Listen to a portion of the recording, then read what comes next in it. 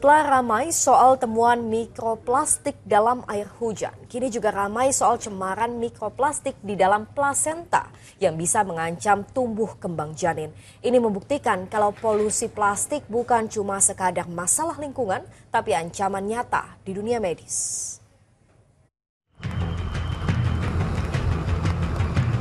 Kemarin ramai soal partikel mikroplastik dalam sampel air hujan di Jakarta. Temuan yang pertama kali diungkap Badan Riset dan Inovasi Nasional BRIN menunjukkan polusi plastik tak hanya mencemari darat dan laut, tapi juga udara.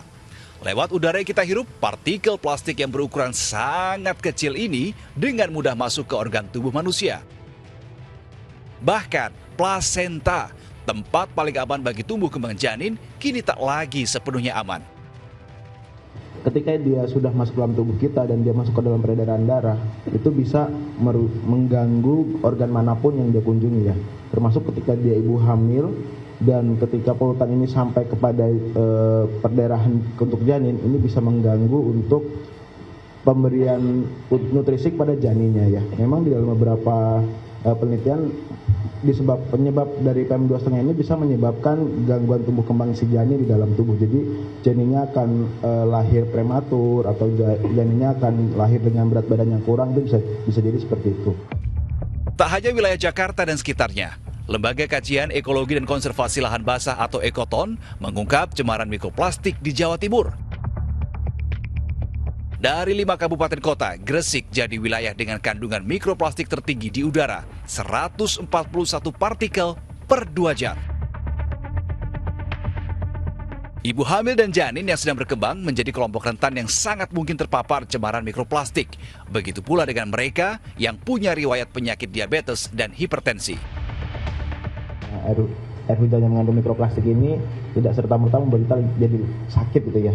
Karena tubuh manusia ini punya sistem kekebalan yang baik gitu ya. Ketika ada mikroplastik yang masuk, kalau masuk lewat pencernaan, saya keminum misalnya lah ya, air hujan keminum, dia akan keluar lagi gitu ya. Karena kan tadi dengan makan banyak serat, pasti dia akan terbawa oleh serat dan keluar lagi gitu ya, nggak masuk ke dalam tubuh kita.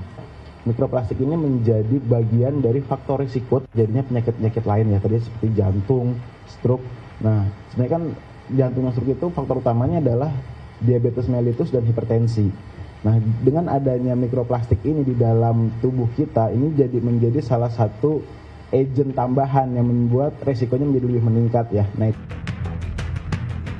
Lantas apa yang bisa kita lakukan untuk meminimalisir pemaparannya?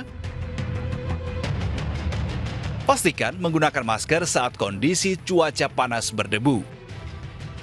Kurangi kebiasaan penggunaan plastik sekali pakai. Dan yang tak kalah penting, kebersihan tempat tinggal. Debu di dalam rumah jadi salah satu sumber paparan mikroplastik terbesar dalam tubuh manusia. Tim Liputan SCTV melaporkan.